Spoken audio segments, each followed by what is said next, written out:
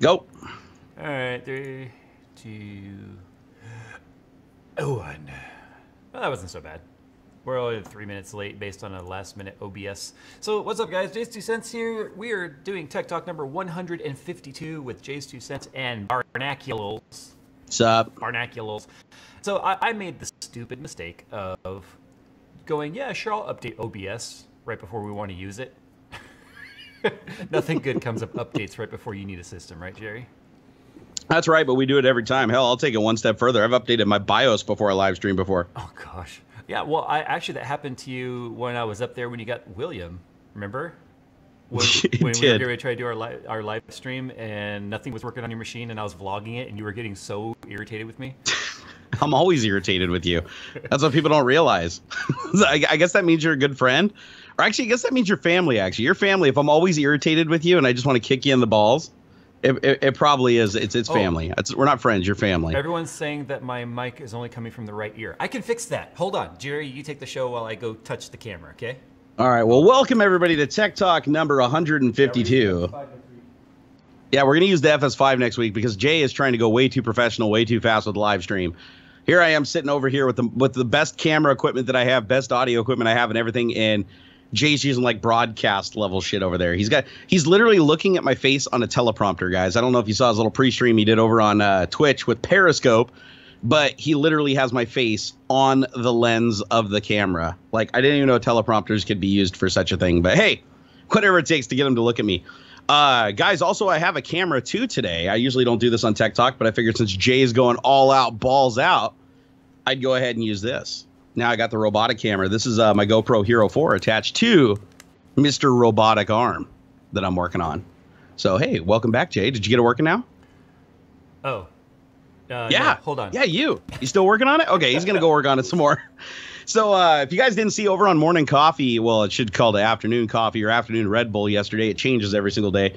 I unveiled RoboCam. You guys want to see RoboCam? Check this out. Here we go.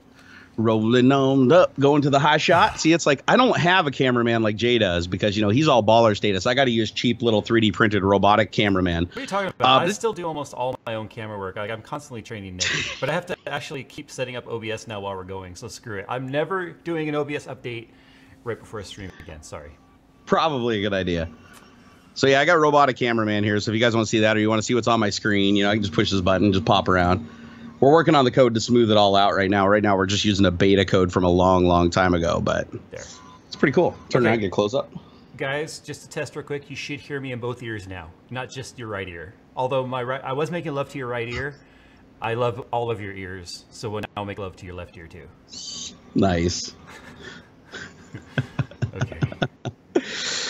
And now we're back to the main cam. So is it all working now, Jay? Are you satisfactory here? What was the problem? Was it just because you're using professional audio equipment? You only had one XLR plugged in, or what? I don't know. Everyone says right ear is clipping now. I'm not clipping on my end. It's weird.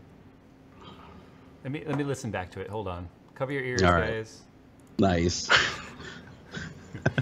Okay. And now we're back to the main cam. So is it all working now, Jay? Are you satisfactory here? What was the problem? Was it just because you're using professional audio equipment? You only had one XLR plugged in, or what? I don't know. Everyone says right ear is clipping now. I'm not clipping on my end. Oh wait, I think I have the wrong mic selected now. I'll be right back.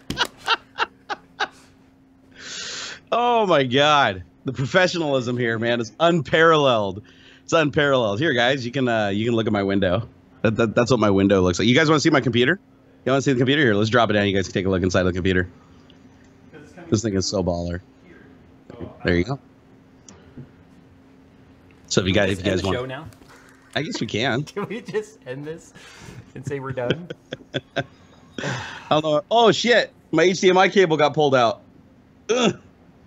Jay fixed the audio. See, it's hard to tell who's lagging with the battery. Oh shit! And now you just unplugged your camera. I'm trying to fix it right now. Hold on.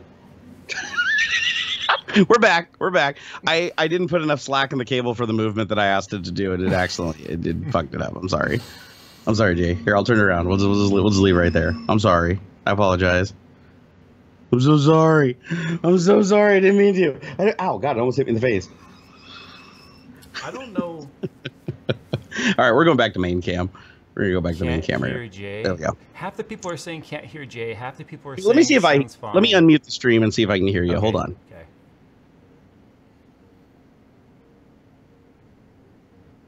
Okay, I can hear me.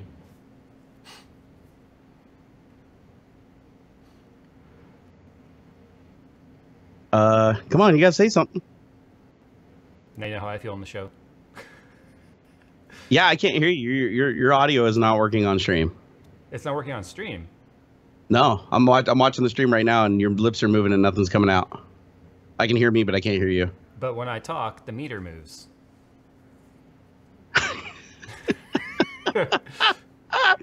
Oh, this is why we shouldn't update OBS ever. I don't know. Half the people are saying audio. Look at this. Look at the chat. Half the people are saying audio is fine. Half the people are saying Jay turn up. Half the people are saying Jerry's too loud. Jay is low. Jay is. I'm fine. definitely louder than you. I don't have it up very loud. I can't. Here, let me turn up my actual feed over here. Give me a sec. All right, here we go. Troubleshooting. The audio is really quiet on the stream, just in general. Both of us. Are you guys noticing you're having to turn your audio way the hell up? Nick, come down here. Take the channel 2 on the FS7, take it off auto, and adjust the gain. I'm afraid if I go up any higher, I'm going to clip. I'm already in the yellow. Okay. We need a third part. No, it's not that. If you're in the yellow, that's not it. It's something else. But I mean, that's what it's sending to the stream. So, oh wait, hold on. Do I have? Hold on. I think I might know what. Hold on. Do I have filters in here? No. Odd properties. I don't have any filters. Everybody in chat saying audio's perfect, audio's perfect, audio's perfect. Jay is clipping. Jay is too low. Like everybody's giving a different answer. So, right. So how can this could be it can't be a YouTube issue because you're just sending up one stream. Okay. The wife just texted me and said she can hear me fine. I'm just a lot quieter than you. Okay. So want me to turn my gain down? No, I just pulled you down. Testing. Okay. What, Nick? I put you up. What'd you put me up to? Like 8. Okay. How is that, everybody? Versus this. We had this all set with the FS7. This was good with the FS7. It's just the teleprompters for the with the FS5. I mean, the FS7 is where the teleprompter attaches to. So. You just had to go more pro, man. You're like FS5. No, that's last year. No, it's last year. I gotta go FS7. It's not my fault. I mean, according to OBS, everything's working fine. Like the audio meters are pegging -6 on both of us. I don't know, Jay. I kind of feel like I'm hearing race car driving excuses here. Now everyone's saying Jerry's too low. That's impossible.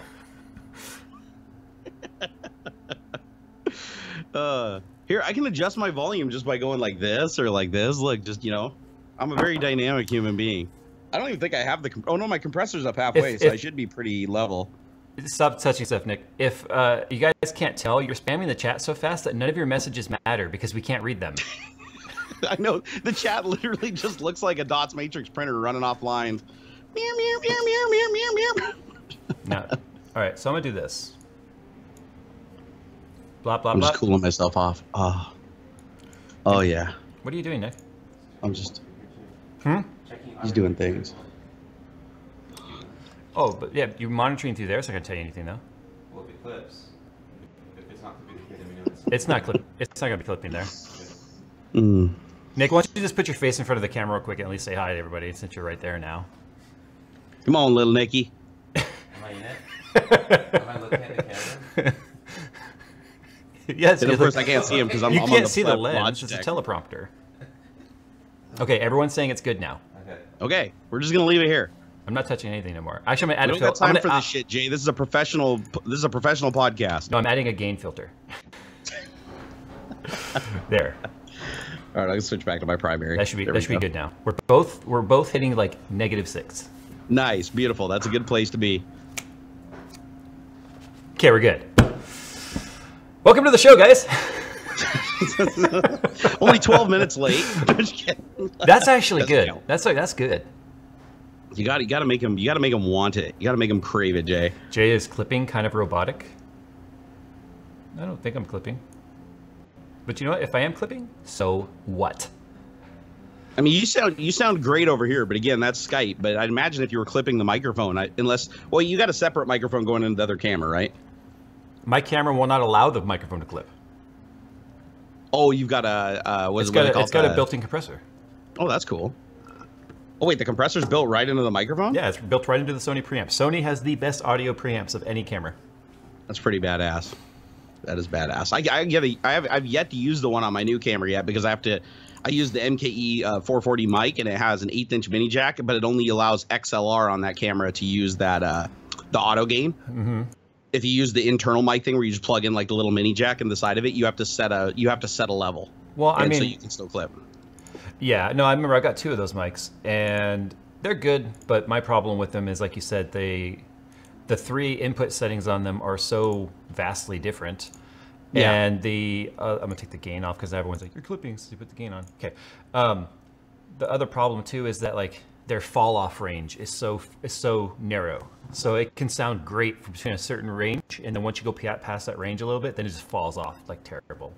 Oh yeah, no, and honestly, I think that's by design because it's designed to be a little bit more near field, so that if you're in a loud environment, like it works great as a vlogging camera if you get it within like 2 or 3 feet of you. Yeah. But I know what you're talking about. When you put it across the room, you lose all the dynamic range out of the voice, like all of it. Jay face red now? Yeah, I saw the replay. I looked pretty red when I was when I was laughing. I don't like this level of foobar, but it's bound to happen, right? When you do a live show, anything could go wrong. It kind of gives you a new appreciation for like the news, right? Totally. So anyway, you got the new robotic arm thing there. How about you tell us about that, sir? I do. I already told him about it while you were off like doing all your little camera thingamajiggins. But anyways, I can tell him exactly what it is. The robotic arm is created by a company called Haddington Dynamics.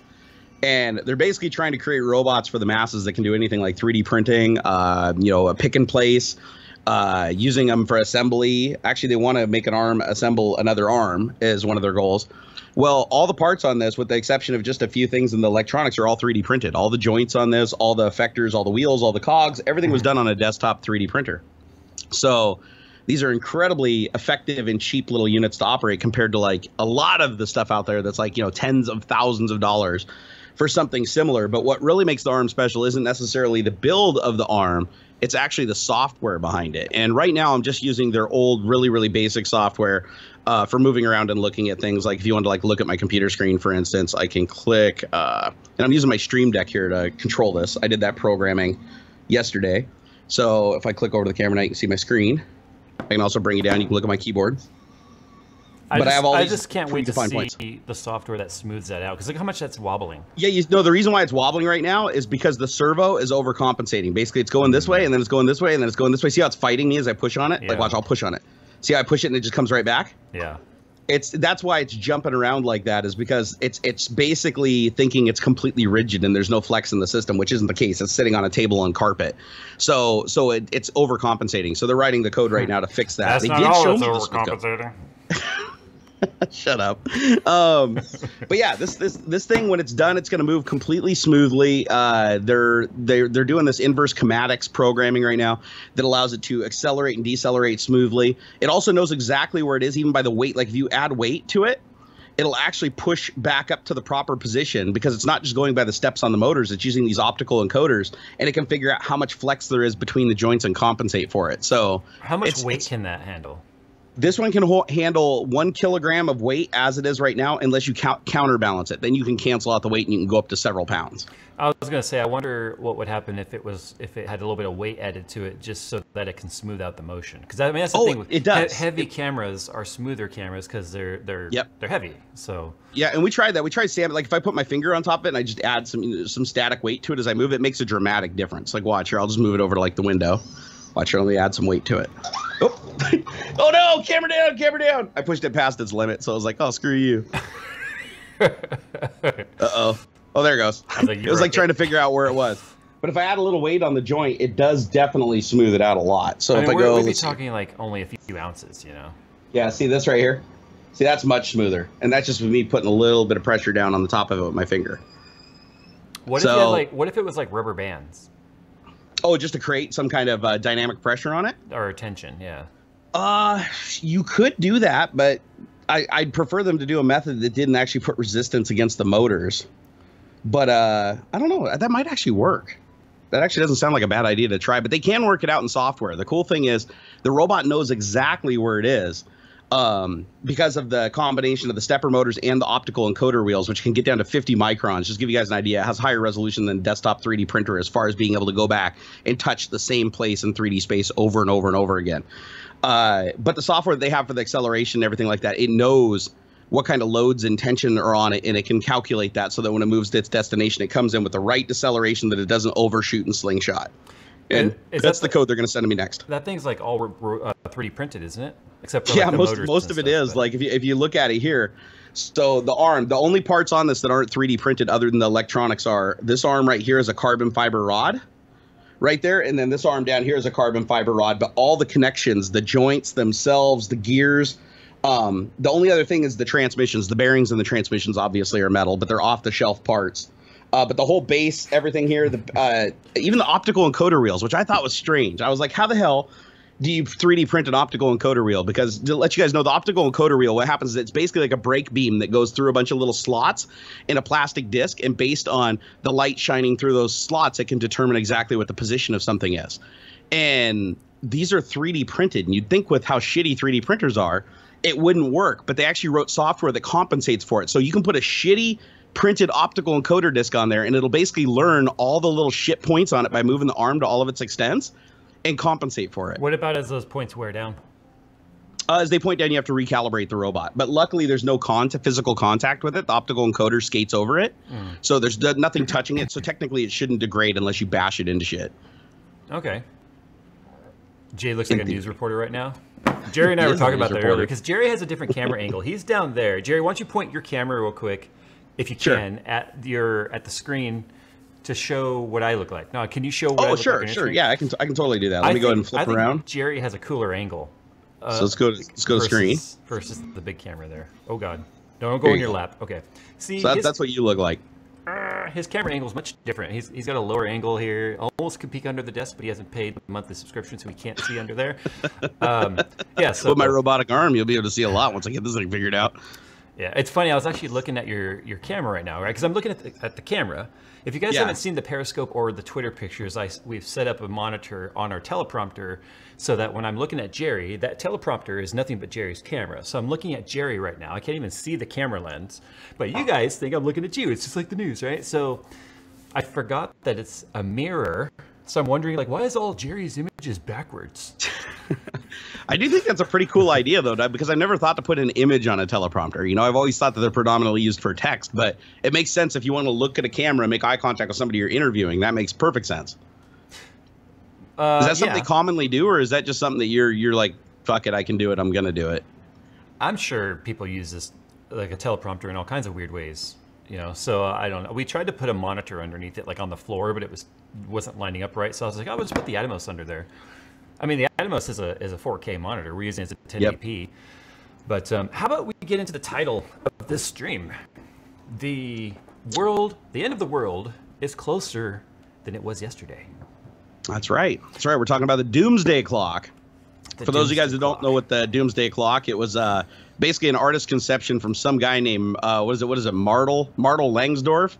I guess he worked on the Manhattan Project, and so Martel Langsdorff. So basically, the idea of the Doomsday Clock is how it's a symbolic kind of gesture of how close we are to nuclear annihilation. Now, recently, they've also added climate change on there too. So it's how close are we to human extinction, either by nuclear or environmental reasons, or a combination of both. So basically, they've come up with a formula or an algorithm that determines, based on current world events, the current status of countries and politics and all this stuff, and the technology advancements, to determine when the human race will annihilate itself. And and it's not specifically to the date. It's just how close we are. Well, not like symbolically, but not the specific date, but how much closer we are. And once you hit 12 o'clock, that's it. That's game over. So like when the nukes are launching, that's 12 o'clock. So what you guys need to know now is, according to this, we have just moved 30 seconds closer to midnight than we were. So now the clock is at 11:58 p.m. Yep, so closest we've been since the 50s, like since like the Cold War. Right, and before that, it was World War II that moved it. The thing I find is crazy is they have this timeline, this arbitrary timeline. Very arbitrary. That is built upon current events on an open-ended timeline, trying to determine the end of time when their own time has no linear reference.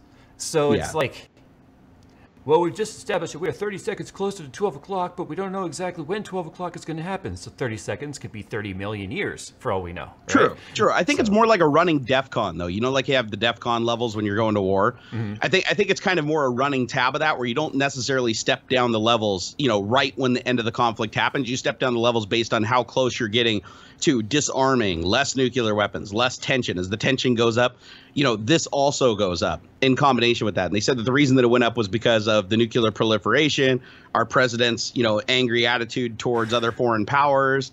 There's a whole bunch, and climate change. Climate change factors into it too. But that's why they're saying that we're getting ever so close to the. Think of it like odds. It's more of the potential for nuclear war today is higher than it was yesterday. Well, if you want to look at it that way. Because advancements of technology, even in third world countries, are those that might even be willing to use such weapons, which, by the way, I'd still like to point out the United States is still the only country to ever actually use a nuclear weapon in war. That's true. It's one of those things where, as time progresses, the technology of uranium and plutonium or whatever that shit is going to increase with a lot of these nations. Yeah. What I'm curious about is, has that clock ever gone backwards? Has anything in society ever been like, faith in humanity restored, we're going to put 10 seconds back on the clock? Oh, yeah. No, I wish I had hold on, let me see if I can find it. I think I still have a tab open for it. There actually is a projection that shows that it did go backwards. It's not just forward progressing. It actually does go backwards when good things happen. Nuclear. I forgot. Every time you say the word nuclear, you start a debate on the way it's actually pronounced. Nuclear or nuclear. It's a big ass boom followed by a lot of heat. Okay. All right, here we go. Cares? I think I've. Do you think if a nuclear device was detonated in society and someone's yelling, "Oh my God, it's a nuclear bomb," do you think someone's gonna be like, "It's not pronounced nuclear, it's nuclear," as the wave comes through? If they are, they've got some serious priority shit they got to deal with before it hits. Oh, I can't find the graphic, but there is a graphic that shows that it did go backwards significantly. Every time, like when the nuclear disarmament happened in Russia and the United States after the Cold War, it dropped way back, like 20 minutes before midnight. I mean, it was like way down, but now it's the closest it's been since the Cold War. So that's saying something. Well, if you believe the Doomsday Clock, but realistically, it's kind of a fear mongering device if you look at it. But at the end of the day, all it's saying is that based on the amount of nuclear weapons that we have, basically the mental state of the president and the people around him that are capable of using those weapons, the hostile intent towards another country that also is a nuclear power, that was a big one that pushed it up. Because you have to acknowledge that, you know, even though North Korea can't launch a missile 20 feet to save their lives, actually that's not true. They're actually got some pretty good missiles now. I got some info in chat. Oh, what's that? Well, chat said quite a few people have mentioned this, but James M in chat actually took it to detail. He said, fall of the USSR in 1991 led it back to 11:47 p.m. But we're now at 11:58. So yeah, we're really these really people close. remind me of those pastors that try and predict the end of the world, and they're always wrong, right? They're always they're always wrong. But that's because they use it as a way to get money from people. Well, it's basically just an odds game, right? I mean, just because you're guaranteed to have 99.9% odds of winning something doesn't mean you're going to win it.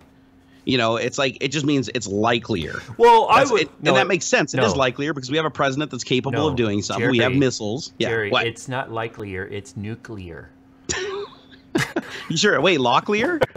Hey, whatever happened to her?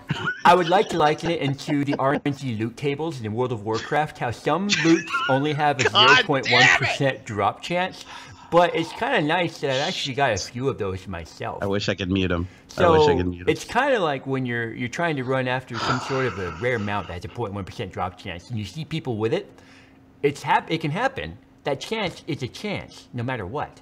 Right? I just hit myself in the face with the camera. I saw that. Did you put a smudge on it? I thought I had the position just right, and it just whack, just like clubs me in the face with the fucking GoPro. So basically, I forced you to hit yourself in the face. You did. You just caused me to punch myself in the face. You're a genius. What is it? You're a political genius. Me? Yeah, total political genius. I'm the most politically incorrect guy you'd ever meet. That's why I could never have just like that live stream voyeur cam in our studio. I'd forget it's going one day, and then like my life as I know it would be over.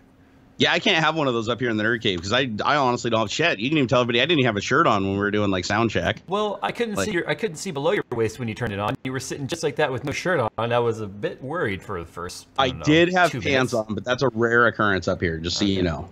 Okay. So yeah, anyways, Doomsday Clock, guys. We're the closest we've been in probably 70 years, 60, 70 years to nuclear annihilation. When did they start? Or a tsunami killing us all. When did they start the clock? What's that? When did they start the clock? The clock, let me see if I've got that piece of information. The clock was started, let's see here, June 1947 would be the first time that Martel guy came up with the idea. But that wasn't when it was actually, like, it was just an artistic project at that point, but then it got taken further than that. I have a feeling that it was like, in 1947, it was something along the lines of, man, the Doomsday Clock, you say, it's brought to you by Lucky Strike cigarettes. Like, it was sponsored. It was a sponsored probably clock. Was.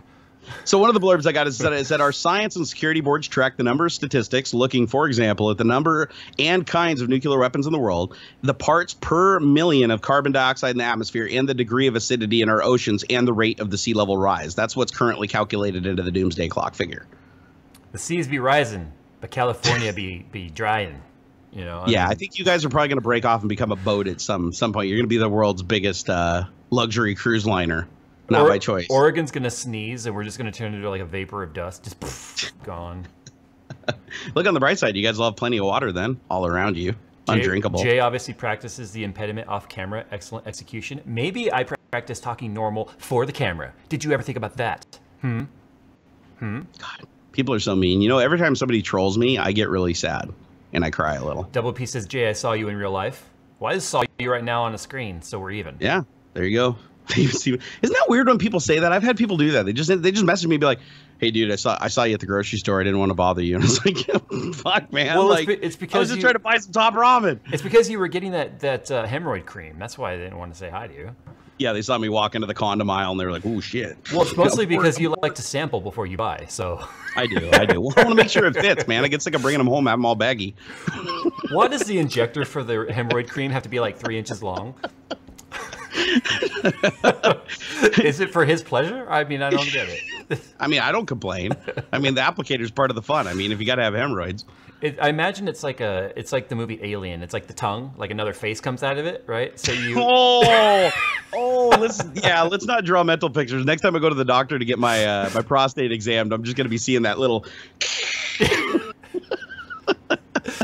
I want you to think about that next time. Although my doctor's about 6'4". Don't get a proctologist that's 6'4", Jay. I highly recommend going for like the smaller, like my doctor I used to have, Dr. Lee, this little Asian guy with tiny little fingers. I wish he was the one giving me my proctological exams.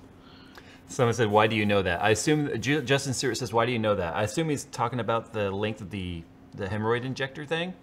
Yeah, how do you know this, Jay? Well, I did used to live with my parents. They used to just leave that shit hanging out on the counter. Oh God, that reminded. Oh, you just dredged up a really scary memory. So, growing up in Gorst, Washington, bless you. Literally a town of 15 people. Like I knew everybody in the town. Literally every single person in the town we knew. Was the city name literally the first letter of everyone's name just mushed together, and that was? It kind of sounds like it, doesn't it? Yeah. It kind of sounds like it. Hey man, they got like a landmark now. They got a place called Ellendan Gardens. It's a bonsai garden. So dude, they're on the map now. And their post office is like 14 little mailboxes in the back of the Quickie Mart. They couldn't even make real like full-size trees in a state like Washington. Nope, couldn't do it. Couldn't do it. So anyways, growing up when I was a kid, I used to go, into the bathroom and rifle through the drawers looking for shit. And there was always this tube that was like this big. It looked like how paint, that when you get a paint tube, those old aluminum tubes that like paint comes in that you like squish up. Yeah. They're like metallic tubes. Okay, so there was a giant one of those in the drawer, and it had just, I can't remember what the name on it was, but it had some really plain looking text on it and everything.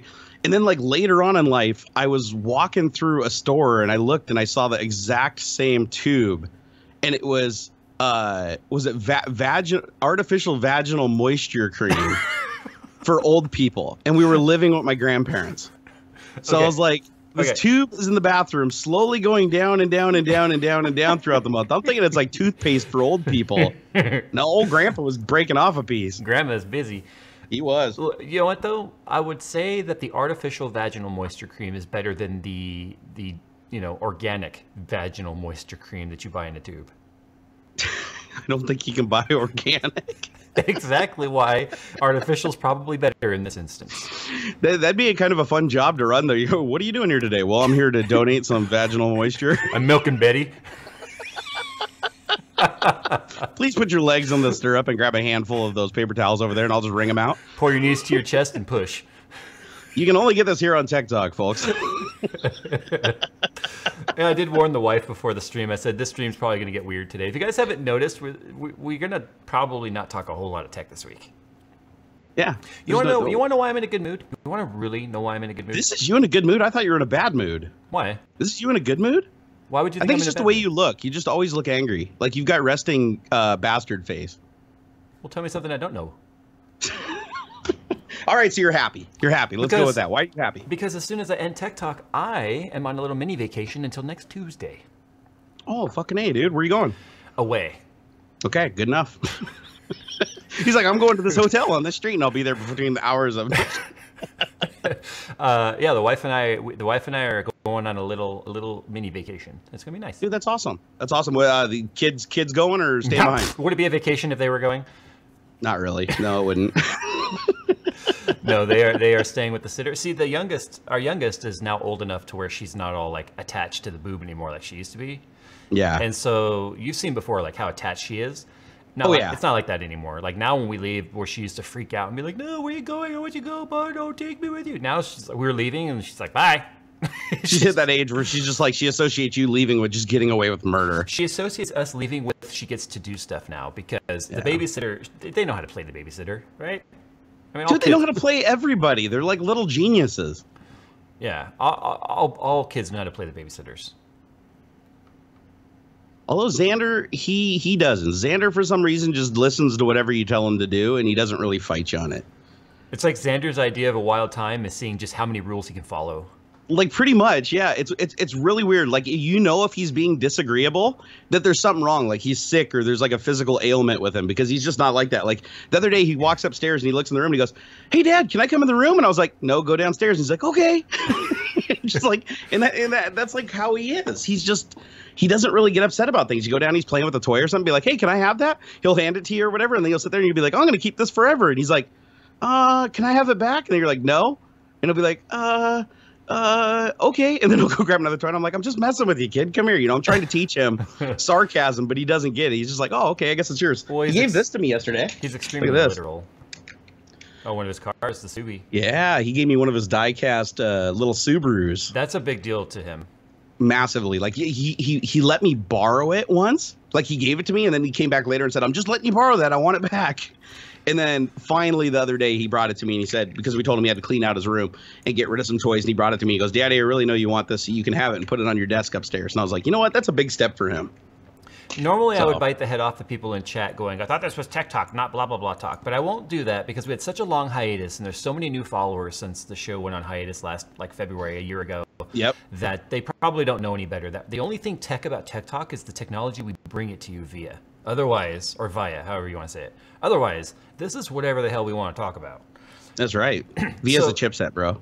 So there was a donation comment here I wanna read just because you had a couple of decent questions I think that could spark some conversation. Yeah, these people are like supporting our drug habits, so let's answer their stuff.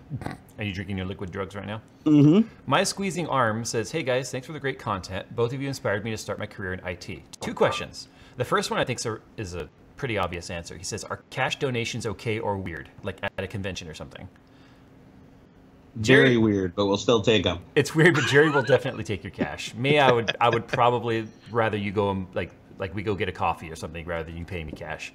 Yeah, Jay has figured out how to actually run a real business. I'm still pleb status though, so yes, I will take your cash and I'll probably give you a hug and then go spend it on the corner street. I just ride around on my self-righteous horse, as Logan would say. I have no problems accepting support from people. Oh my gosh. This one was directed to you directly. He says, "Jerry, which search would you go for if you had no BA?" That's kind of an open-ended question, though. Which what now? Certifications. Oh, what certification would I go for? Probably like an A+, and even though I hate Microsoft now, probably MCSE just because it's like so versatile. I think you need an A+, like just, I don't know, there's so many people with A+s now, I don't think it's going to even get you an interview if you want to know the truth. No, but the thing is, without an A+, if you have an MCSE standalone, you don't need the A+. Like, Right. honestly, even on the MCSE, you can get a lab job anywhere, and they'll just expect you to figure shit out. The A+, though, however, is really good if you want them to even look at your resume. If you have no certification, the A+ is the good entry-level certification that everybody looks for. So based on the things that we were looking for when I worked in IT and we were hiring people, which didn't have a lot of turnover, but we had like 2 or 3 new hires a year and a couple turnovers a year, was CCNA was highly sought after because we did a lot of server and stuff with, the Cisco certifications are hard to get, though. That is a really hard cert to get. They are hard to get. That's why I'm saying that, like, if you wanted to go the route of getting certs and not go to college, put the money into a CCNA or, like you said, an MCSE, and it's like the thing is, a lot of IT now, anybody can honestly do. Like 16-year-old kids can do just straight up IT work. You need something that says you are at least at the next level, and networking is quite honestly where that's at. And so having that Cisco cert and whatnot is definitely going to get you noticed. And my Google died over there. There we go. No, it's like things are just being weird. I have not updated my test bench yet because I'm terrified of the new kernel microcode updates and firmwares. Let's talk about that, dude. Computers are dropping like flies right now with the new microcode and firmware updates. This Intel Spectre and Meltdown issue, it's a mess. It's so bad right now. Well, it's completely unexpected. It was like one of the biggest vulnerabilities ever found at a level that isn't easily solved. Yeah. So, and to my knowledge, nobody has, at least it hasn't bubbled up yet that anybody has used this exploit successfully in an attack, but everybody acknowledges that it absolutely 100% could be used. If the hackers figure out exactly how to leverage it, it would be catastrophic because it affects not just all, which one is it? It's Meltdown just affects Intel, right? And then is it Spectres on both? Meltdown is more of a specific Intel issue in terms of kernel level bug. Right. And then Spectre is the one that affects basically all ASICs. And it's one of those things where... Yeah, because it's ARM, x86, x64. What was the other one that it affected that the cell phones run? It's like some of the Qualcomm. A Snapdragon? It's like they all ripped each other off because the same vulnerability is in all these radically different architectures. Well, they're all radically different architectures, but aren't they all based off x86? You know, I'd imagine that they would be because I mean they all had to start with probably the Intel compiler. I'm going to go out on a limb and I'm going to say the most detrimental thing to the Intel kernel bug in terms of devastation and being used against the public is Intel's fixes. It's true, and Microsoft's. Yes, because Microsoft has recalled the firmware twice now. What I've started to say, or not the firmware, the Windows update. What I've started to say is there are 3 parties involved here. There are the CPU manufacturers, so AMD and Intel. Correct. Right. AMD is just trying to mitigate the amount of damage Intel is going to be sending their way with their fix. All right, that's the reality of it. Yeah. AMD is indeed affected by the Spectre bug, but Meltdown's fix was affecting a lot of AMD systems. AMD systems wouldn't even boot after that was funny though. The irony of that is awesome. You know, the guy at Intel was just like, yeah, we're gonna do this little we're just gonna click this little thing over here and just fuck over every Ryzen processor. Just die. The other group of people involved that make up a category of this trio is the operating system developers. So whether it be Microsoft or whether it be Linux, right? These people have to go in and patch based on the fixes happening on the hardware level. As I understand it, though, that was a temporary thing. Once the microcode fix is deployed, then the OS fix is no longer necessary. Yeah, but the problem is how well are these companies communicating with each other to make sure one fix doesn't stomp on another and cause a catastrophic failure, which is what's been happening. Yeah. The other thing, judging by how fast they're moving, absolutely. They're not talking. The other thing is the motherboard manufacturers. They're having to fix a lot of this, too, at a firmware level. Mm-hmm. And so the firmwares have been failing left and right. So it's one of those things like right now is a scary time to build a computer, in my opinion. Just on the software side of things, because I'm telling you right now, my stuff is working. I have done everything I can to stop automatic updates from going through, which in Windows 10 is nearly impossible. I will not install new firmwares and stuff. I'm one of those people that falls in the category, I'd rather let the exploit exist until this is truly fixed than deal with all of this like massive running around with your head on fire levels of trying to fix it, because that's exactly what's happening. They're moving so fast trying to fix it that they're causing more problems than actually repairing. And especially for the end user on the PC space, this is affecting data centers more than anyone else, obviously. But in terms of the standard PC user being lumped into these massive rollouts of fixes, it is causing so much harm right now in the community. Yeah, plus the BIOS updates, which are ultimately the top level update that needs to happen to correct this issue, because they're going to be the thing applying the microcode fix to the CPU.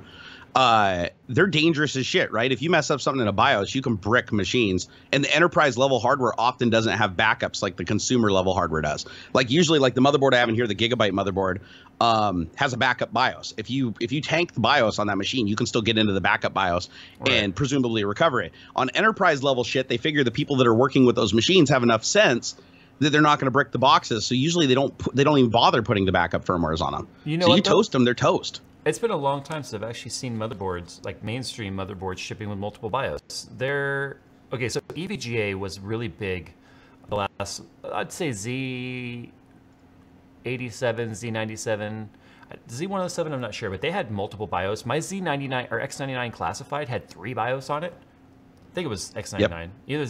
Either Z97 or X99 classified had 3 BIOS, 3. And trust me, I used them. There were times I just like borked my OC so bad, even a clear CMOS was failing me. So it was one of those things where it was nice to have that. But the newer stuff, I'm not seeing multiple BIOSes on there anymore. BIOSes? How do you say that? What's the plural of BIOS? BIOS. It's just BIOS. The BIOS or the BIOSes. The BIOSes, I like that. But anyways, on the Gigabyte motherboard I'm running in Houston, it does have the backup BIOS, because I only know because I did the patch. I went ahead and bit the bullet and got and you're right. There was 2 versions. There was the original patch that did the microcode update, and literally 2 days later was another version. Yeah. So you know they revved it because just like everybody else, they fucked it up. But so far I'm stable. Yeah. I've installed the update. I've tested everything. The system is still rock stable. I'm not seeing any notable performance change there, though I haven't gone into deep benchmarking yet. And this could presumably kill performance in very specific scenarios, right? Because the whole point is changing how this random memory thing, the lookup mechanism that speeds things up, will no longer be possible. Kyle Buchanan said, Super Chat said, Jay, when this gets done, will you make a video to update? We make a video to update the microcode motherboard correctly. I assume what he's asking me is if I'll do a video about how to do it the right way. The answer to that is no. And the reason being is every single motherboard manufacturer has a different way of doing it. Some use a BIOS level flashback. Some use a Windows or a built-in software that will go to its own bootable and then flash itself. There are too many versions for me to do a video to apply to even the majority.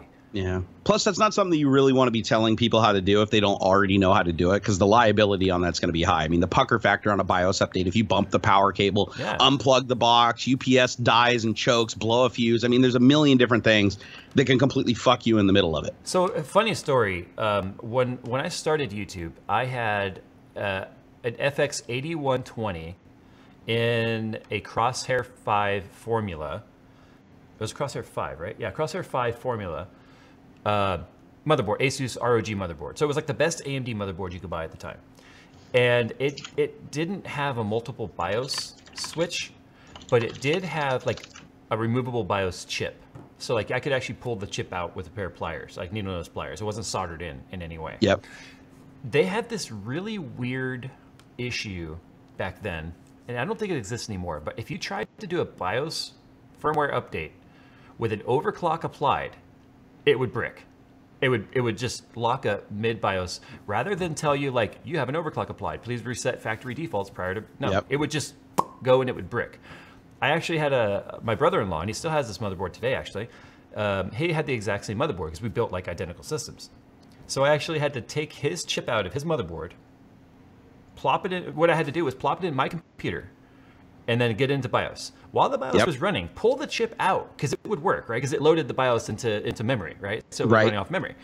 Take his chip out, put it in while I'm in BIOS, then do the BIOS flashback to fix my bad BIOS. So it was doable.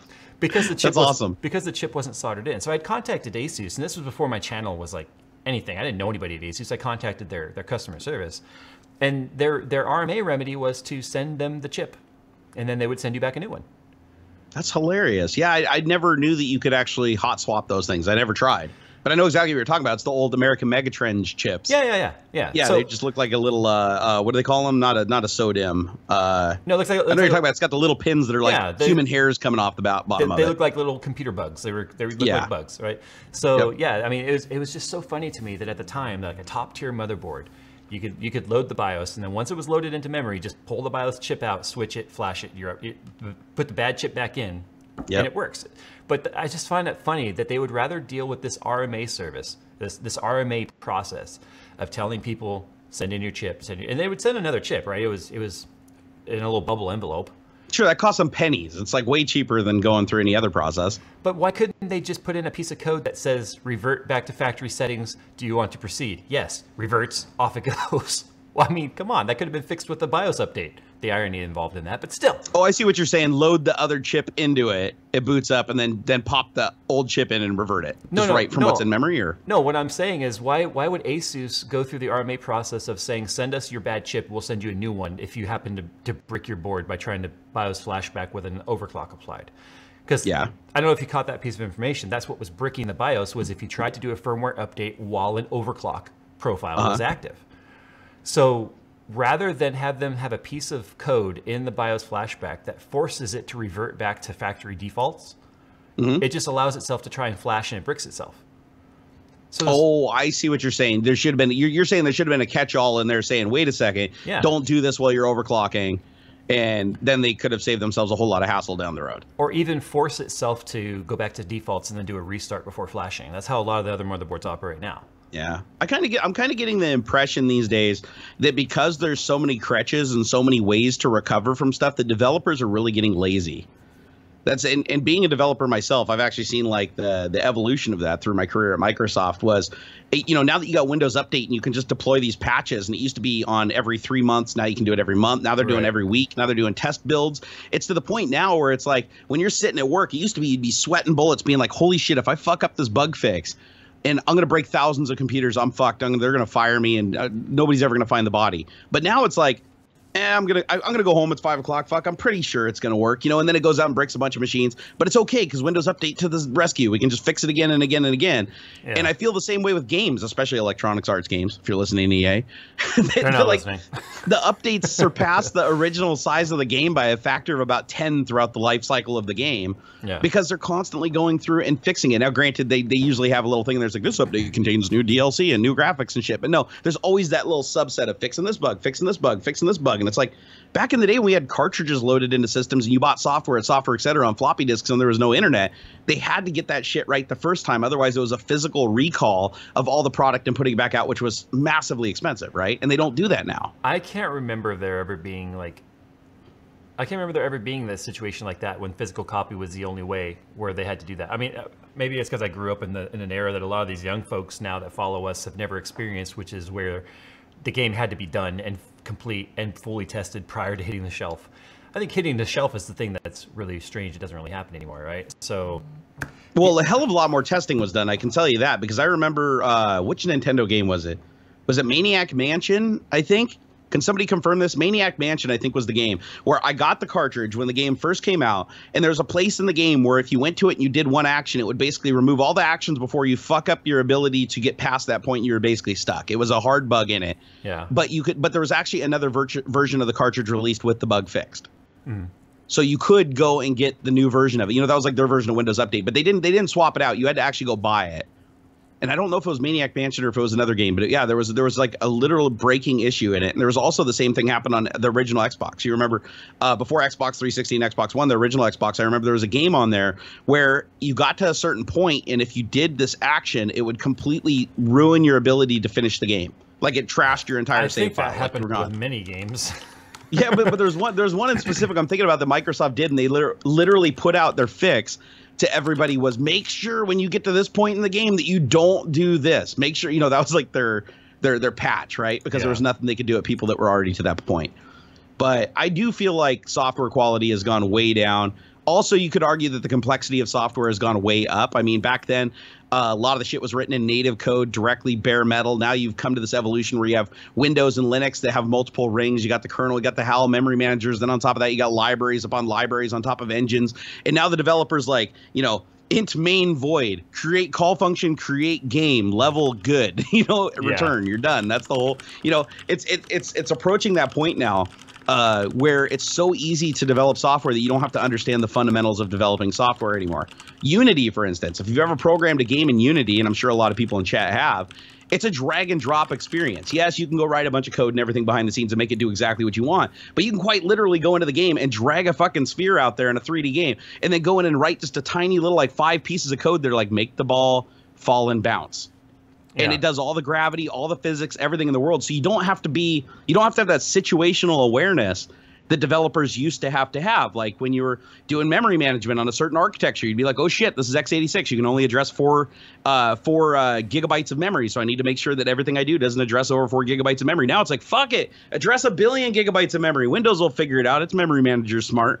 But then you're working around all of the other bugs in other people's code. Yeah. Well, I don't know. I'm kind of happy I don't reside in that genre of work anymore. That career, it was such a burnout being in that office. I'm telling you, the developer. Oh, my brain doesn't even work just thinking about it. That was such a grind. If I'm honest, I miss working at Microsoft. I mean, if I'm completely honest with myself, I don't know what the culture was like working for a giant company like that. I worked for a small company where one guy's fuck up affected everybody, and everyone ate shit over it. You know what I mean? So, yeah, that's Microsoft. There was a high pucker factor for making mistakes, but we did have a lot of nets too. I mean, if in order for you to fuck up on the level where it's like you're going to get terminated, you literally had to have the bug somehow make it from your computer into Source Depot. Then you had to make it from your branch to the branch above it. Then you had to make it from the branch above it into the test branch, and then from the test branch into the actual like company-wide internal release branch. If somehow you made it through all of those processes with your fuck up, well, then you're like a legendary fuck up, and you're going to get called on it. But most of our stuff was what would catch those issues. I need to grab. We did a lot of testing. Something real quick. Do it.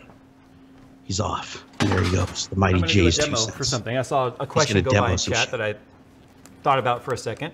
Someone asked, what, are you going to demo how to put a zip tie on your wiener? What are you doing here? Nick, can you grab me a fan? Yeah. Somebody asked a question in chat as it went by. What's the best way to attach a fan to a case without screws? So zip ties?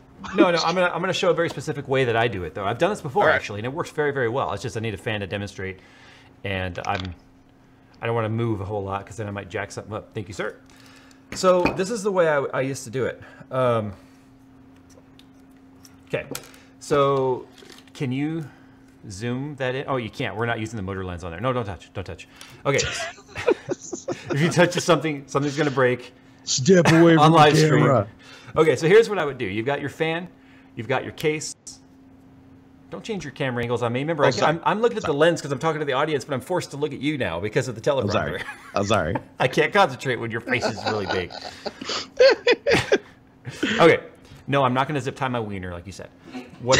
Shut up, Nick. Nick, can you grab me the side cutters back there? Stop. It's not that funny. It's funny. No, it's not that funny. He asked if I was going to zip tie my wiener as soon as I pulled up the zip ties. Thank you, sir. Yes, guys, I was too lazy to turn around and grab that. I'm on a stool, okay? Jerry, stop it. Sorry. Remember, guys, what you see down in the corner of this stream, I'm forced to actually look at when I look at the monitor because I had the bright idea of setting Jerry up on the teleprompter. And telling me about it. So here's what I do. If I need to attach something and I have no screws, I've rarely had to do this, but I've done it before. You take your zip tie, you stick it through the fan, like so, right?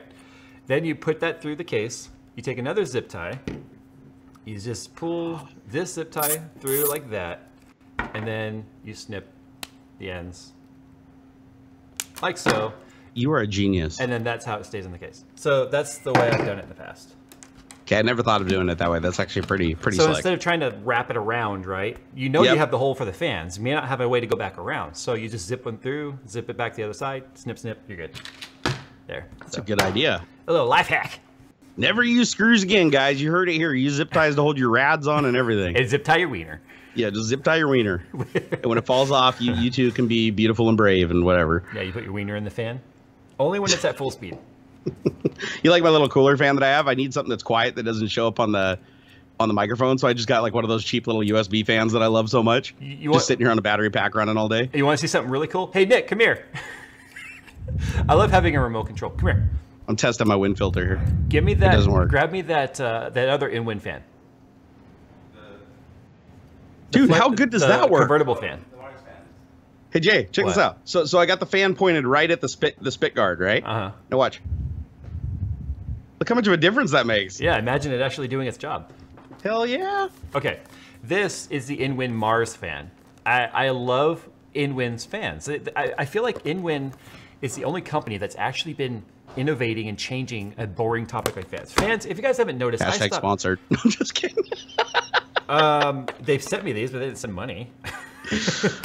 So, I know, I'm just fucking with you. Anyway, fans, I don't do videos about fans anymore. I mean, what is there to say about a fan? I don't have the equipment to actually test it properly to be like, this is exactly how many mm of HTO it pushes in static pressure, and here's the CFMs, and here's the noise. I don't have, nobody wants to watch that crap. That's boring. So the only thing companies have been doing to try and make fans exciting is let's put 1 million levels of RGB on it, and let's charge $35 a fan, and that way we can, you know, they can't even afford the lube after what they paid for their fans, and companies are Thanks, Razer.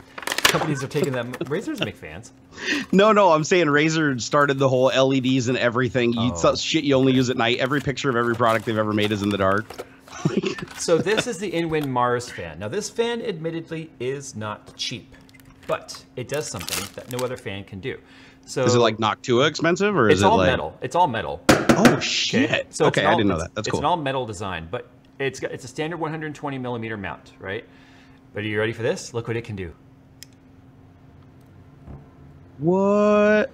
So you can mount this. That is neat. So you can mount this anywhere in your case, but let's say you want to focus airflow direction down on something. Yeah. You can just rotate this. And dude, that's fucking brilliant. Yeah, look at that. Look how much. Does the wire go through the arm so that you don't have to have like a wire hanging out there? Or? Yeah, it's all like going through the arm itself. Where does it plug in? Where does the fan header plug in? Is it on the frame or is it on the fan? Let me find it. I gotta find it. I don't remember where it went. Is it at the base of the arm? I can't remember where it went. I've lost it. It's in there. So, oh, it's right here. Derp. It's right here. So, so it is on the fan. So you do have to route the cable. Well, here's the thing though. It's like a little mini jack. It's like smaller than like even a 3.5 millimeter, but that just plugs right into it, like that. Is that part metal too? The round part? Or Everything, is it just everything is metal, except for the even blades. the blades? No, the blades are plastic. Oh, the blades you are cut off plastic. your finger. Or no, just kidding. So, dude, that's badass. This is perfect for like the test bench and stuff, right? Because I can mount this down and then I can actually direct airflow where I want it. So this is kind of like an evolution of the gooseneck mount. Wait a second. What are those called again? I want to go see how much these things cost. The InWin Mars fan. Like I said, they're not cheap, but they are definitely my favorite company right now in terms of fans. And currently unavailable. But here's the thing. Are you ready for this? Yeah. There are two power connectors. This one right here is you can see on my camera for you, right? I can. Okay. Yeah. So this is a standard PWM that goes into a little mini jack right here. Mm-hmm. Right. And then that plugs into a header and it has a pass-through, so it's got a pigtail on it. Or you have a USB right here. So just like your little USB powered fan, I can plug mine in. Watch me shut down the system. Hold on. Hold on. Don't short it. I got this. I think. I don't know. Hold on. I should look. You got a battery pack? You might be better off using a battery pack. I hooked up to no UPS. Hold on. I got this. Let's see. Suspense is killing me here. There we go. It's plugged in. Holy shit.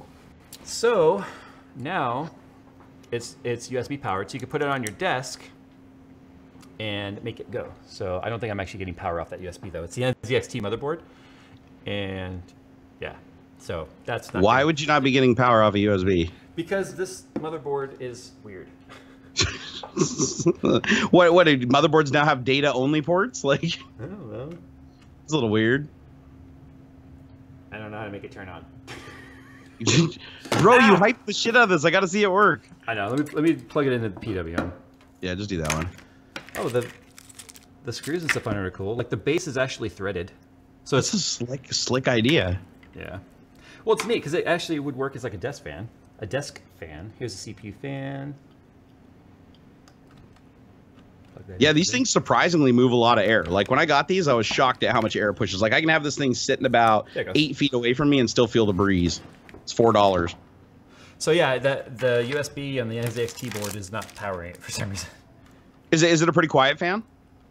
Oh, it was turned off. There's a switch on the thing. Oh, it's got. how's the? It's quiet. I don't hear it picking up on the mic. Well, let me turn it. Hold on. So let's see here. Try not to break it. You hear it? No. It's blowing a lot of air. Why am I listening to my microphone? I hope nobody caught that. I saw it. No, I don't hear it at all, man. Is it a pretty good amount of air coming off it? Well, it's also running off like only a.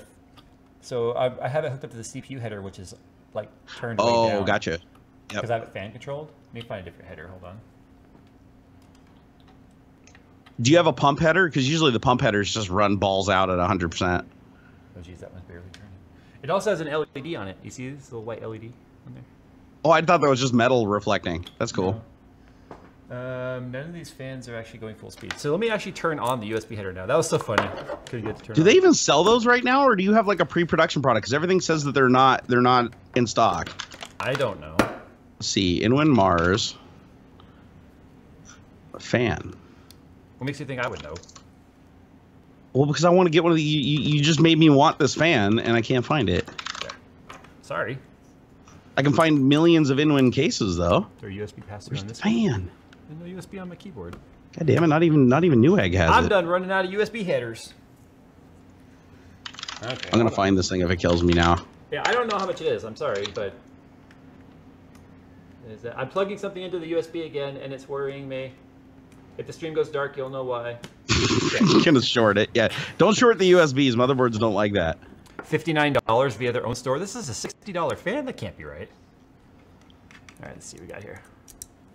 If that fan's $60, I'm gonna be like, yeah. Oh, there we go. It actually blows a lot of air.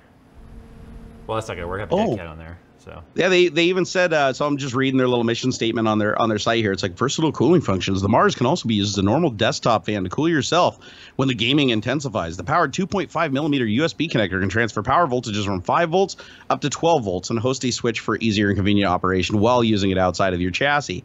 Do you see it on my desk right now? Yeah. Yeah, it's pointing at me now. Pretty good breeze? Yeah, oh hell yeah. It's quiet too. Okay. Yeah, I can't hear it at all. Oh, ah. Oh, yeah, so it's turning pretty fast. See?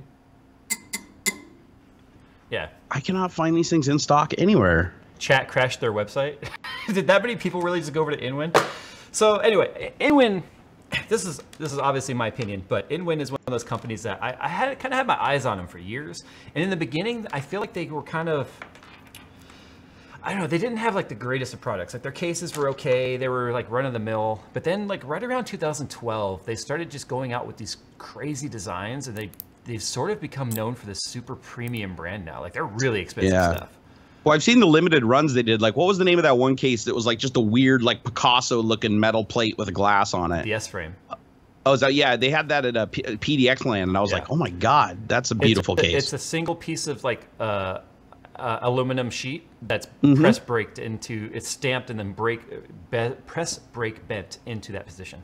Yeah, and it was like real tempered glass on it too, right? It wasn't like the plastic sides like you get on everything else. And same thing like my D-frame behind me right here, this green one. I just don't have the glass on it right now, but it's all tempered glass, like thick tempered glass too, like 1/4 inch or something like that.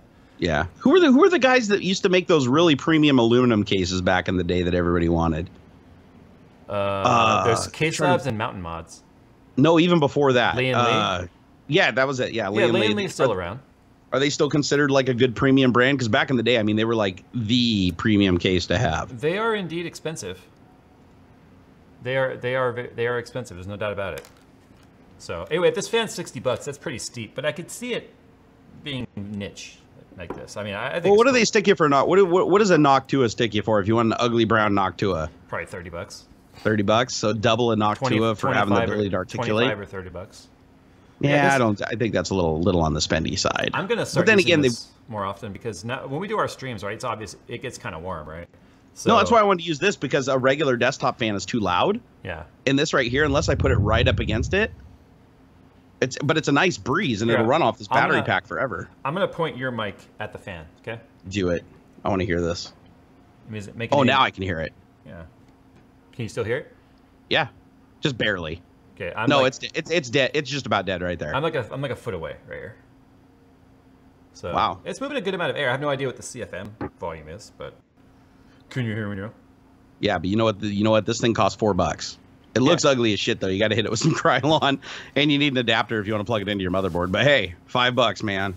So apparently I have DDoSed InWin's site. I'm sorry, guys. That's weird. You just got a lot quieter. Did you put your mic back in the same spot? Hold on. There we go. Okay, how's that? Is that better? Much better. Okay. Much better. That is a very directional lav. So apparently, I've inadvertently DDoSed InWin. I have to write them an email later and let them know what happened. Be like, sorry guys, we sent a bunch of people over to look for your $60 fan that's not in stock anywhere. Okay, so we got, how many people were in chat right now? I don't even know. 3,500, 33,000? About 3,500. Okay, so 3,500 people in here. Let's just say half of them went over to the website curious as to what the price was. If it doesn't take a lot to bring down a retail site, I guess 1,500 viewers, because InWin probably isn't used to more than a few hundred at the most, like when a new product launches of people hitting their site. So I guess it doesn't take a lot to bring down a site anymore. Well, a lot of the companies that create these sites do it through cloud services, and what they'll do is they'll buy a certain amount of bandwidth, per month or whatever, and it won't it takes too long to scale. Yeah. So like they get hit really hard, and it's like, oh god, we're getting an amount of traffic that wasn't seen before, and it takes the system a little while to adapt to it. Right. So everybody just probably cost like InWin like $20. So the because they have the scale. So the specs on the fan. It is using just under 1 watt of power. It's just under 40 CFM. I mean, it's a decent amount of airflow.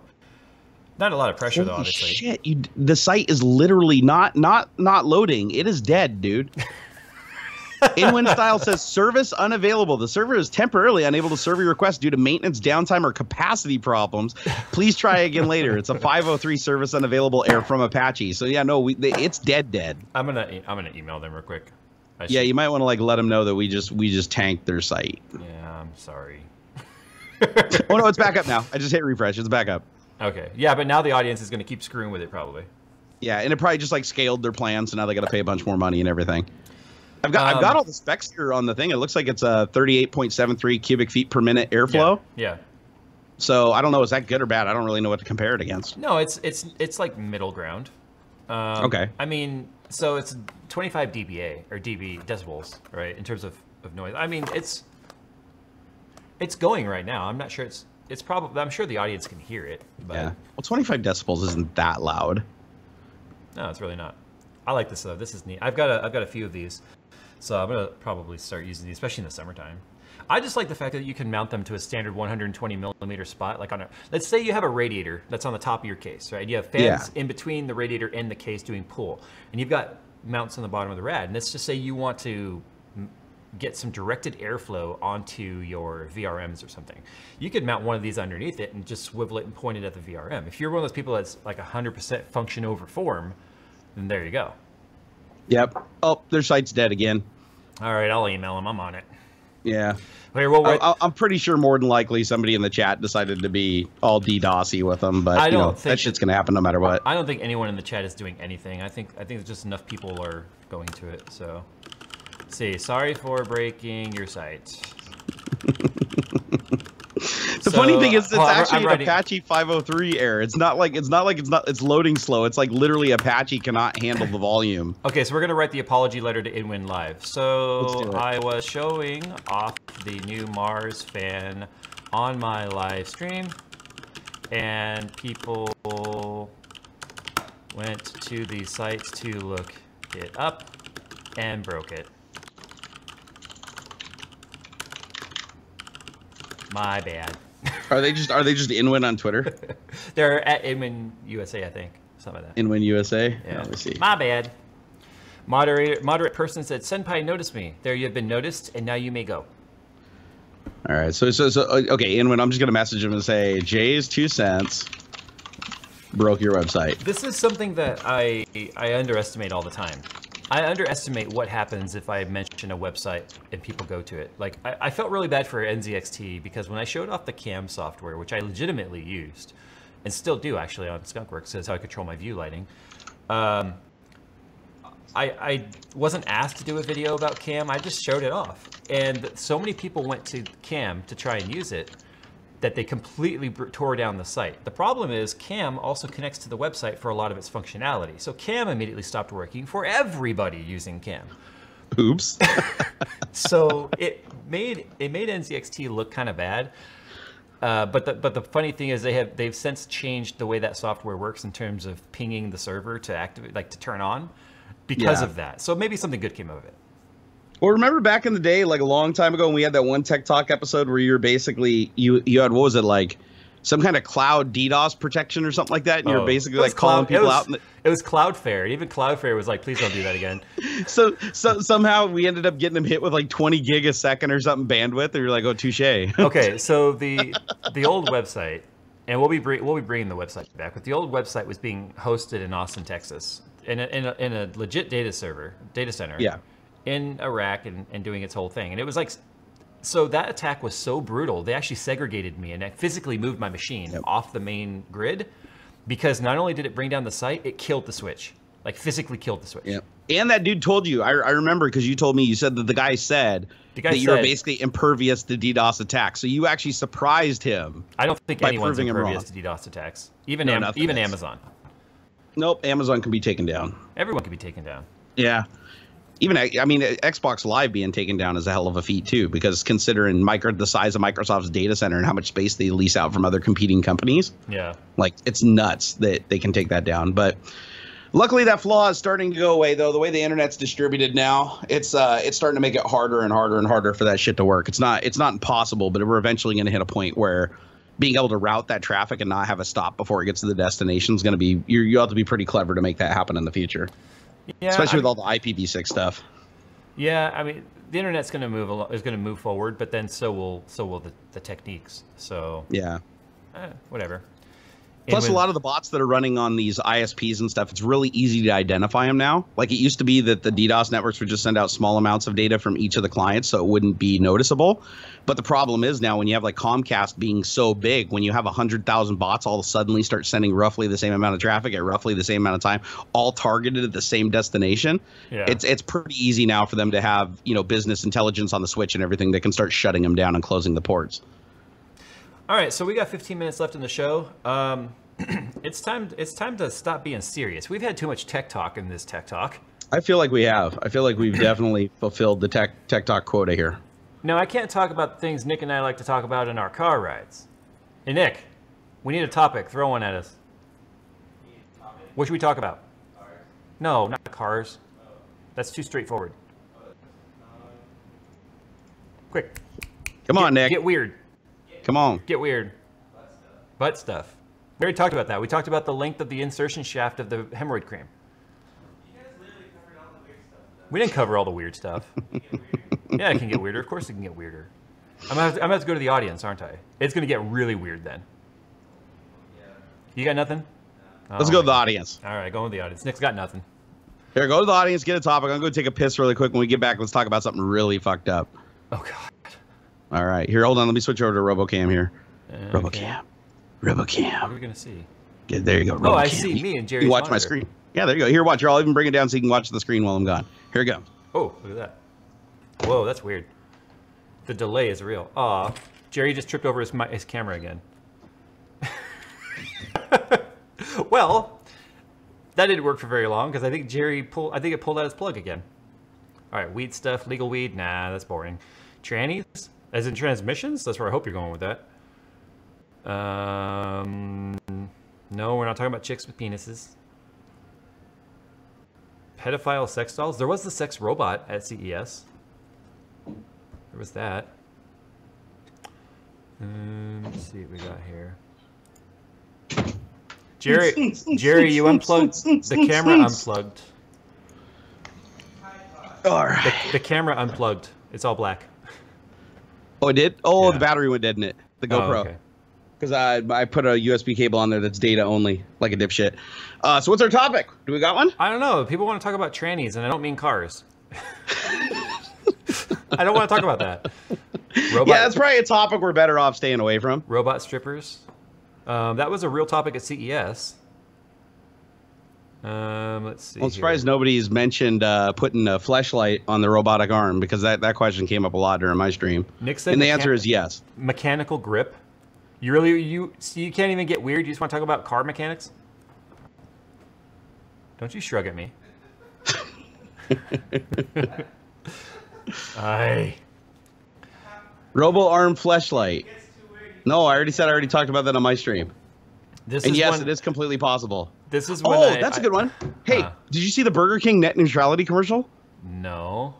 Dude, it's hilarious. Burger King came of all the companies that you wouldn't think would give two shits about net neutrality. They created a commercial where they set up the store is having the Whopper have a fast track package. So for $25 you get your Whopper instantly. Otherwise you had to wait like 10 minutes or 20 minutes or 30 minutes. And then they had like real customers coming in the store and they're like, well, sir, you only bought the Whopper that was $4.95. So you have to wait 20 minutes to get it. They're doing that because they're trying to promote their other packages to sell chicken fingers and stuff like that. And the customers are just getting irate. Over it, and they're like, hey, we don't make the rules. We just work here. It's really funny. Real. Can you hear me? What? I said they actually think it's real. No, it's not. I don't think it's real. No, I'm saying that customers think it's real. Yeah, in the video, it appears that the customers think it's real and they're getting frustrated and they want to talk to the manager. And the guy's like, I don't make the rules. I'm just following the rules. And he points up at the sign, and the sign actually has the 3 levels of Whopper purchase, like the Whopper packages up on the actual sign. It's pretty good. Okay, like I think they killed it. Nick texted me more of a statement rather than a topic that the pull-out method is not safe sex. I don't know. I got away with it for a long time. You got away with it with what?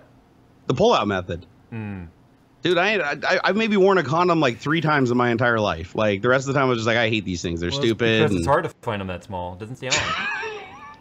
Well, I used to just bust the seal out of the top of the 16-ounce Coke bottles.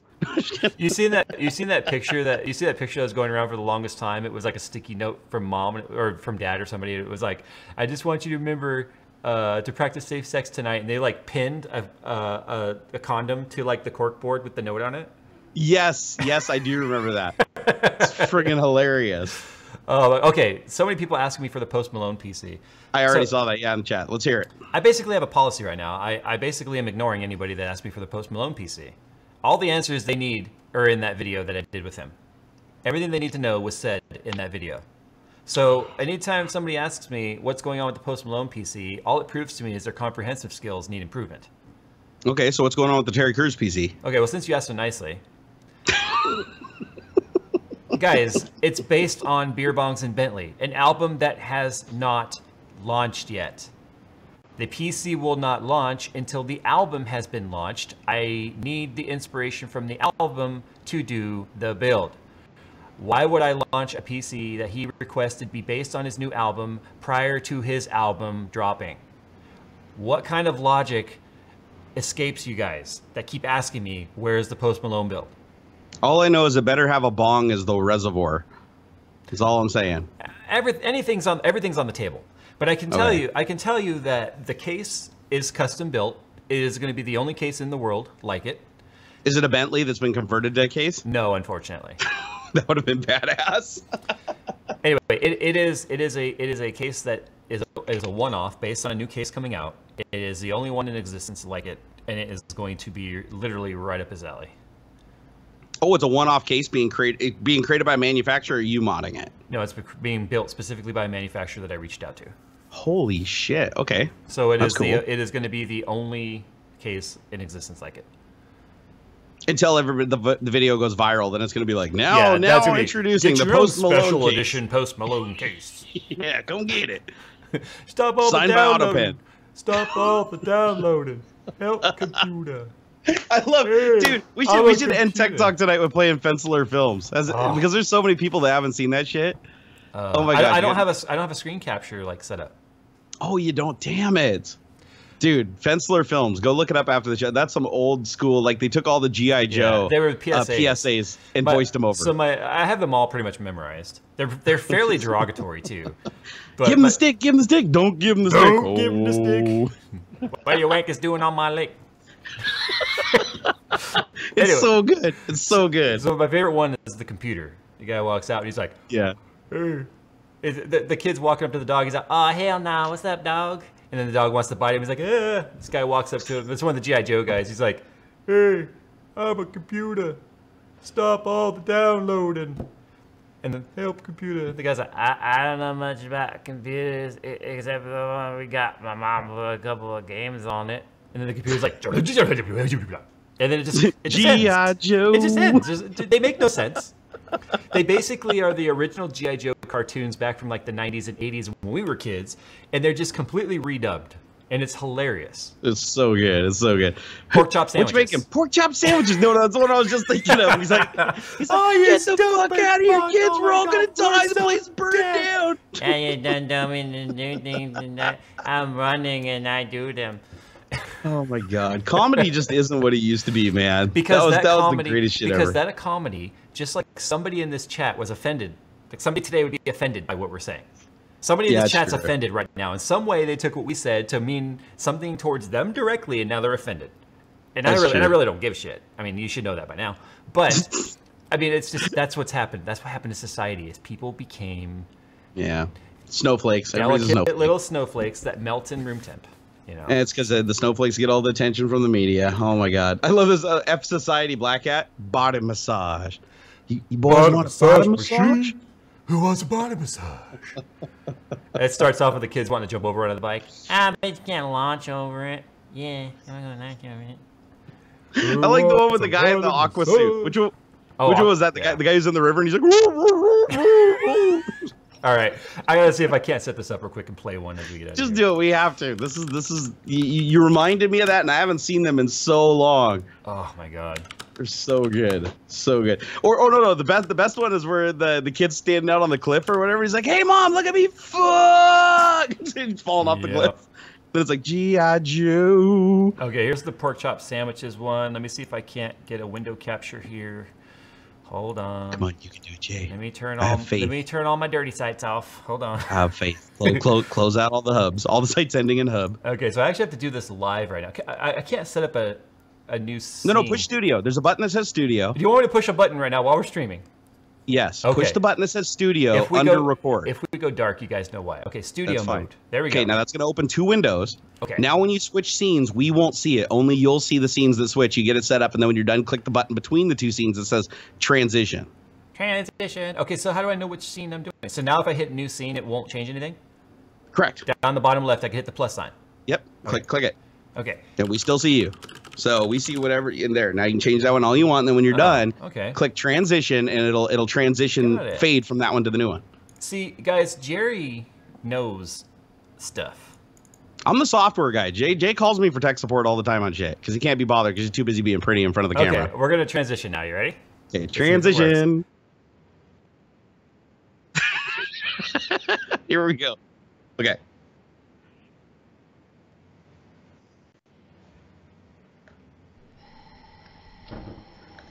You're not cooking. Yeah, I do.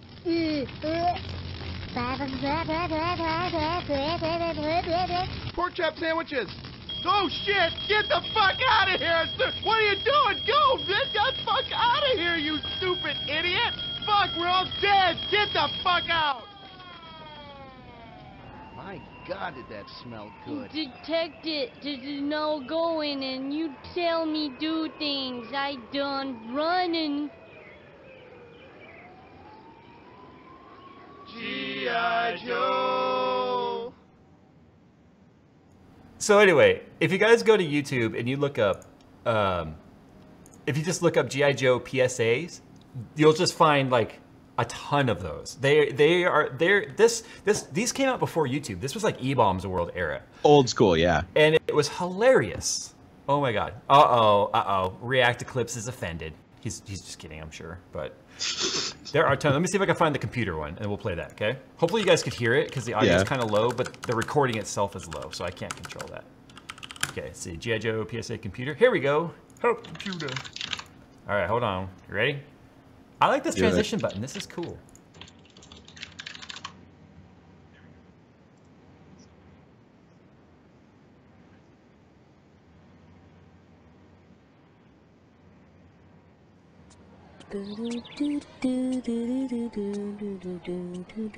Oh, hell nah. What's up, dog? Hey, kid. What? I'm a computer. Stop all the downloading. Help computer. I don't know much about computers other than the one we got in my house. My mom put a couple games on there and I played. G.I. Joe! So good. That's it right there. Oh my god. Close the ad. I did close the ad. But you guys can see I don't run ad blocker. I ain't one of them guys. I support my local content creator. Do a search for PSA boy falls off cliff. Oh, do I want to see this? Yeah, this one's awesome. Okay. Last one and then we'll end this. It's the shortest one too. It's really short. Okay. Is it G.I. Joe? Yeah. G.I. Joe PSA boy falls off cliff. Okay. Falling off cliff? Mm-hmm. Oh yeah, it's 11 seconds. Yep. Alright, hold on. Let me get it ready. Alright, hold on. Here we go. You ready? Last one.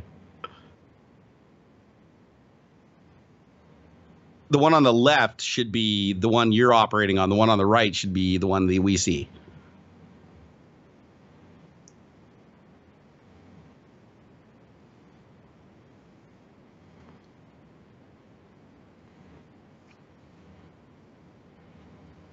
Mom, Dad, come here, you gotta see this.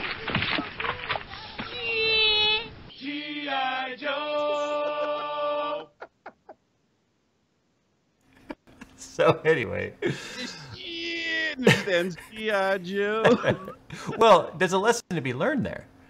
Don't stand on the edge of a damn cliff. That's right. That's right. But it's funny because in the original video, right, he gets caught by like one of the G.I. Joe guys, but they just cut it off and make it look like he died. Yeah. All right. Well, we got 1 minute left, guys. Remember, as Nick said, the pull-out method is not safe sex. I think it is. I've got a lot of evidence that says it is because, man, I used that method for about 8 years. No, 10 years. And then the first time we were like, you know what? We're going to have a kid. Boom. Done. Yeah, but are you sure you weren't shooting blanks? Dude, the second that we wanted to get pregnant, we got pregnant. So I don't think I was shooting blanks. I think I was just that You were like good. oversaturated. Yep. I think I could communicate with him. I was like, okay, guys, You also die. you also impregnated the neighbor at the same time. I hope not. Could you imagine more little barnacles running around? Oh, I got one downstairs, man. Got one downstairs. Just spit an image of me. Technically, you got 2 little barnacles. All right. Lols. And on that note, it's time to go. I can't play the outro. There's no outro. I still haven't loaded it on here. It's okay. I got you covered. We just got to push this little button over here.